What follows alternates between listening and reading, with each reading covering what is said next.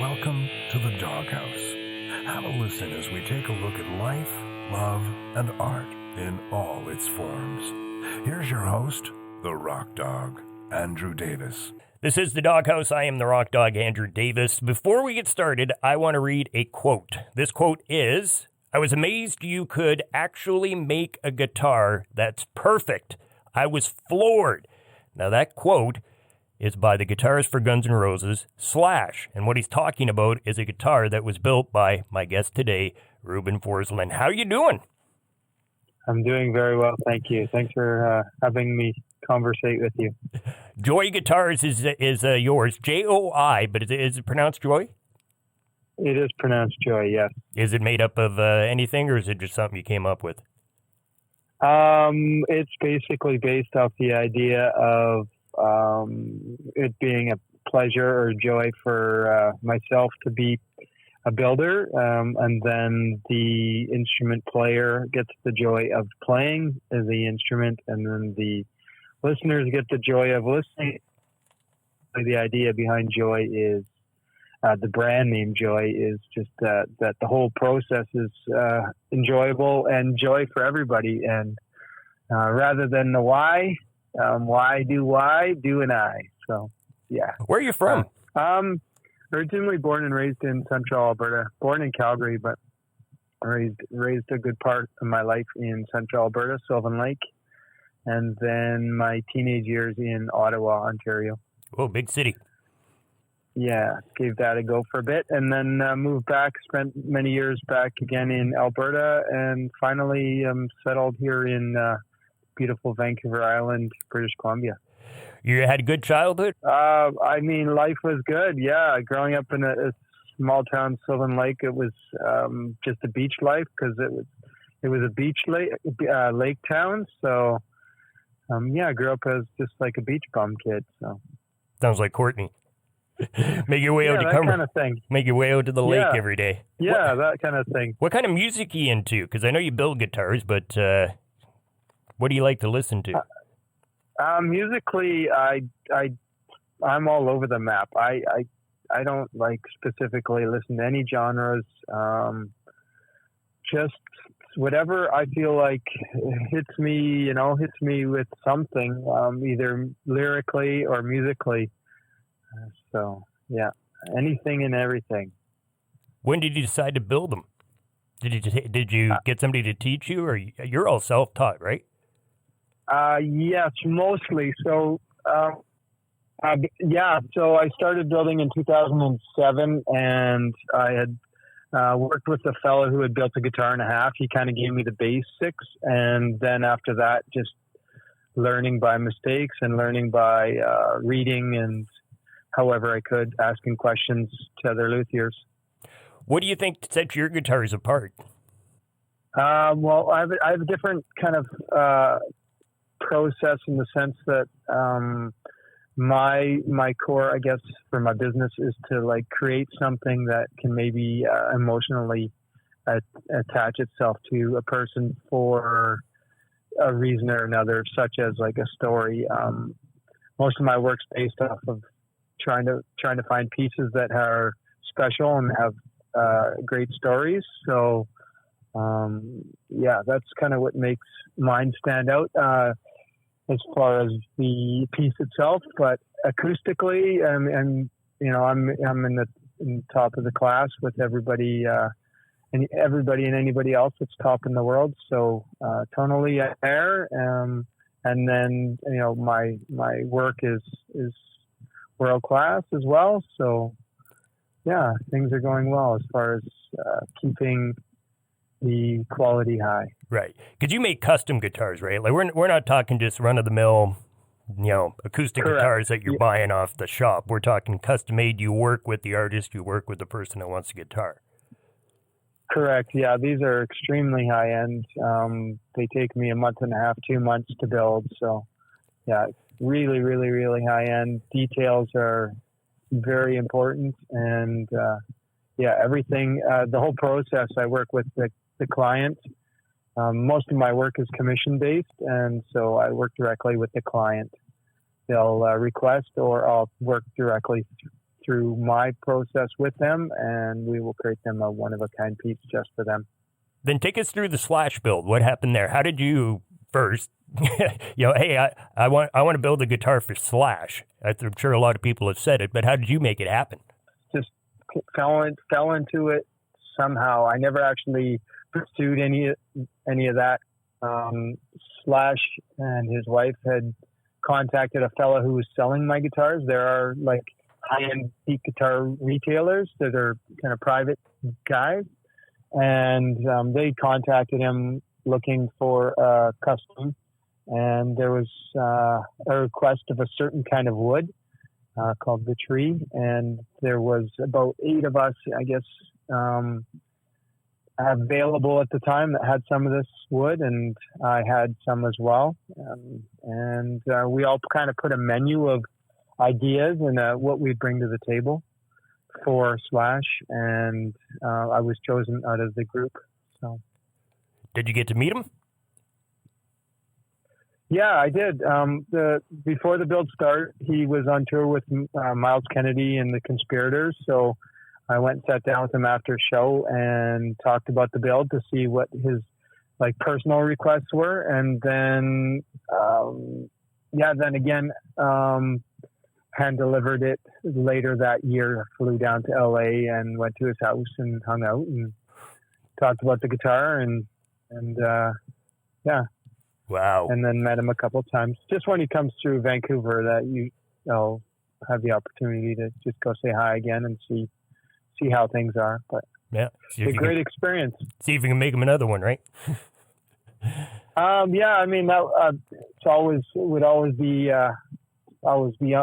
something I would enjoy. But yeah, I'm busy, so. And then you had the Hendrix build, where you built guitars that were not only inspired by Jamie, but you actually were able to go to his house, his childhood home, and get pieces from that to put into the guitars.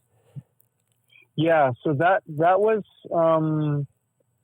that was a concept. So like I had mentioned, I try and create story pieces and something that will connect to like the player or the client. And that was just an idea I had prior to even the Slash build. Was I wanted to somehow get something of Jimi Hendrix's, because he was such an important person in the guitar world.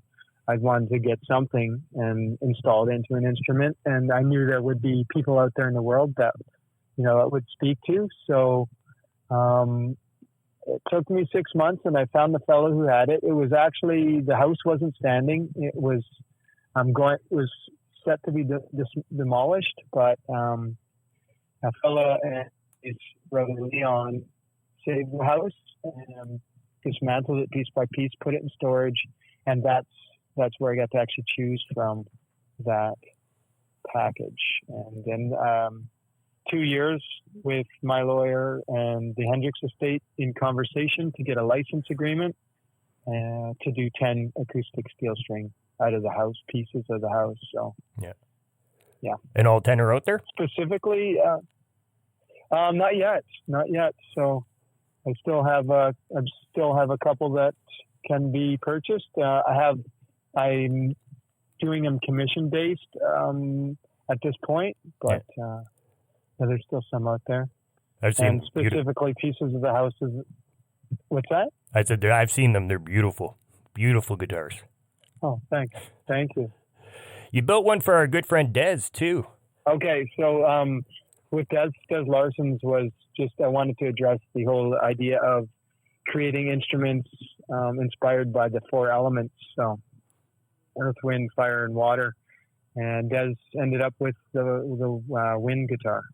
Were the other ones out there too? Yeah, they're done and out there. One actually ended up in at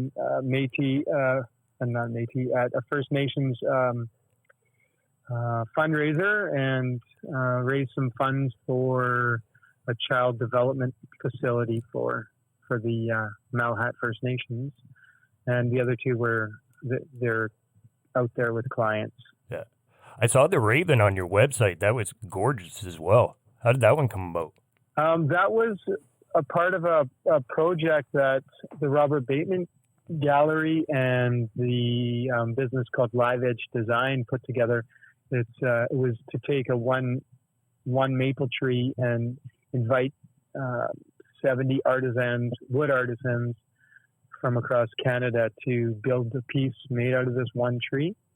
And so when I thought about how I wanted to present my piece, I wanted to create something that I felt was kind of local as far as the Indigenous work went on it. And because this tree was from Vancouver Island, I thought it would be a good connection there. And then for myself, I chose the Reuben because of being on my totem. I'm Métis Nation, so it was one of my totem pieces. And when I decided, okay, let's go ahead and do this, I didn't feel it was appropriate for me to start doing Indigenous artwork. I'm not a practicing Indigenous artist, and I wanted to honor the fact that that's their artwork. And so I asked a fellow named Carver Everson. He's Comox band hereditary chief's son and a totem pole carver from Comox, Vancouver Island, to create the Reuben for me. So he did that for me. When you're thinking about putting guitars together, do you only focus on the way the body's going to look and the way the body's going to shape and sound, or do you also worry about the frets and the pickups and the strings and all the little intricacies that are in there with the guitar? Yeah. It's the whole package. It's all about what the client wants. And I mean, I do the odd spec, 1 or 2 spec guitars a year maximum, but it's basically what the client wants.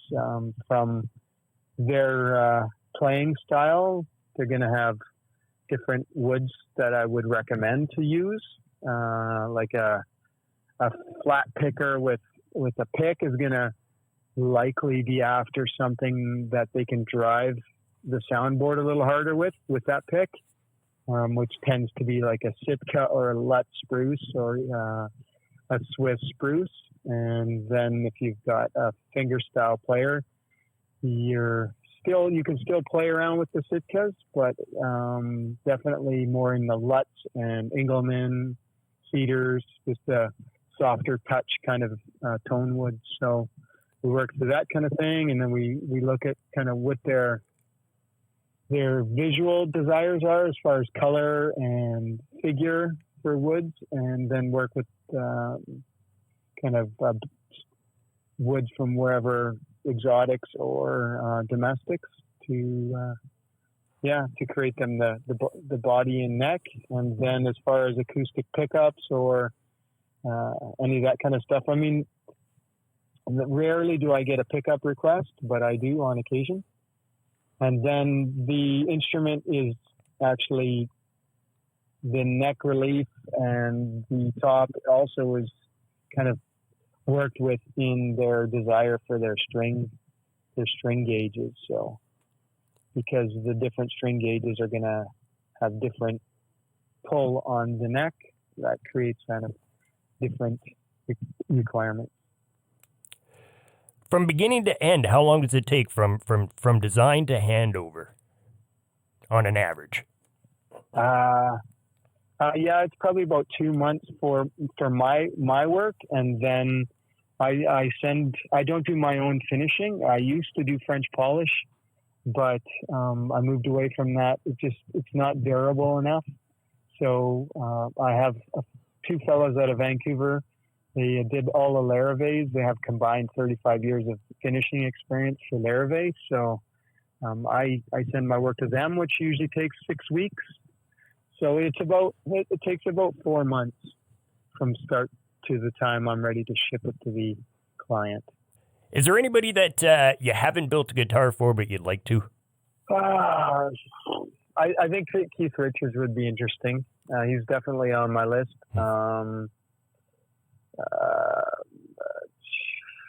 I also John Mayer would be good. Buffy St. Marie, Neil Young. I've got a list in my head, but we'll see. Did you say earlier you were Métis? Yes, I'm Métis Nation. I'm Saltu, from Winnipeg area, the Red River area, Oh, wow. which is, I guess, it's a splinter kind of branch from the Ojibwe peoples. Do you think your Indigenous background? I know you were saying that you're not an Indigenous artist, but Well, I try and bring it to these pieces like the Raven. I'm doing another one right now I got invited again to that one tree for 2019, and this time I'm doing the bear. But the guitar is actually called Emblems because I'm focusing on the British Columbia flag emblems. So I try to bring it to those pieces and honor that. But I mean, my normal guitars, I haven't really delved into that whole kind of thing outside of these two instruments yet. as a builder, do you play? I play, yeah. I wouldn't say that I'm talented, but I do play. You're definitely talented at building them. That's my gift. I mean, that's what I've got. So I always like to say there's a person who builds the Bugatti, and there's a guy who knows how to drive it, and they're two different people. The guy who builds it doesn't always drive it. So Exactly. kind of the same thing here. What are you looking forward to most moving forward here? I know you're in Souk now, right? Correct. I'm in East Souk. Mostly. Yeah. So I have a couple ideas. I have a bunch of really good ideas that I'm looking forward to getting to that probably take me 5 or 6 years, just doing there'll be yearly pieces that I do. So I look forward to those, and just being in my shop. It's a pretty magical place. I've got half an acre, and it's mostly treed, and I've got a studio in the trees, and pretty much all glass except for one wall from floor to ceiling, and feel like I'm building out in the trees. So Wow. I just look forward to being there every day, enjoying myself. If people would like to maybe order a guitar from you or just look at all the fine work you got going on, I know you got a website. Yes, Joy Guitars, joyguitars.com. They can contact me through that site there and see my work. I've got my show pieces like the Hendrix Guitars, the Slash, the Reuben, and as well another guitar inspired by my father called Equilibrium. So, yeah, anybody can see my work online and reach out to me through that. I want to thank you very much for talking to me today and letting us know what you do and what goes into building all those guitars that you build, because it's gorgeous work. The guitars are gorgeous. Thank you, Andrew. Thanks for having me on. You've been listening to The Doghouse with Andrew Davis. Tune in next week for part 2.